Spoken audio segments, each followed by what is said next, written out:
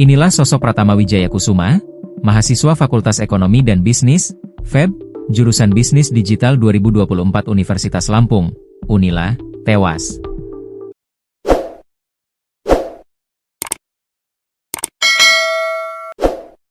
Pratama tewas diduga akibat disiksa seniornya saat mengikuti kegiatan pendidikan dasar, Diksar, mahasiswa ekonomi pencinta lingkungan, Mahepel, yang digelar pada 11 hingga 14 November 2024 dan ia tutup usia 28 April 2025. Pasca meninggalnya Pratama Wijaya Kusuma, mahasiswa FEB pun menggelar unjuk rasa, Rabu, 28 Mei 2025, sore.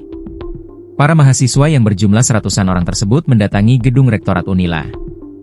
Para mahasiswa membentangkan poster dengan tulisan, katanya zona akademik tapi tempat aman untuk kekerasan, FEB krisis gak keadilan, hingga Justice for Pratama. Korlap aksi, Zidan mengatakan, pihaknya menggelar aksi tersebut karena wujud solidaritas antar mahasiswa. Aksi ini sudah dilakukan dari hari Senin, ada 7 tuntutan yang kami sampaikan. Pertama, sarana prasarana, transparansi anggaran kemahasiswaan. Tetapi yang mencuat adalah meninggalnya rekan kami, kata Zidan, saat diwawancarai Tribun Lampung di depan Rektorat Unila, Rabu, 28 Mei 2025. Ia mengatakan, Pratama meninggal dunia diduga karena ada tindakan kekerasan dari mahasiswa ekonomi pencinta lingkungan, Mahepel.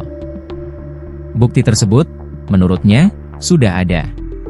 Untuk tuntutan memang ada 7 tapi yang paling utama nyawa teman kami Pratama Wijaya Kusuma, kata Zidan.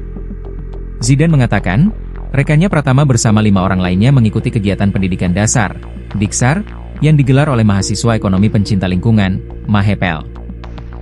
Korban mengikuti kegiatan Diksar Organisasi Kemahasiswaan Lingkungan dari 10 hingga 14 November 2024 di Gunung Betung, Pesawaran. Korban mulai sakit-sakitan setelah mengikuti kegiatan tersebut. Pratama diduga meninggal akibat mengalami kekerasan setelah mengikuti Diksar Mahasiswa Pecinta Alam. Almarhum Pratama sejak mengikuti kegiatan sampai dengan bulan puasa tidak berdaya, hingga akhirnya 28 April 2025 beliau wafat, kata Zidan. Ia menduga temannya tersebut meninggal karena adanya tindakan dari kakak tingkat, kating, korban.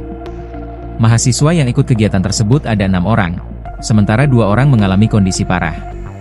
Termasuk korban yang mengalami pecah gendang telinga. Selain itu, korban diduga ditendang di bagian perut hingga dada, dan disuruh minum spiritus.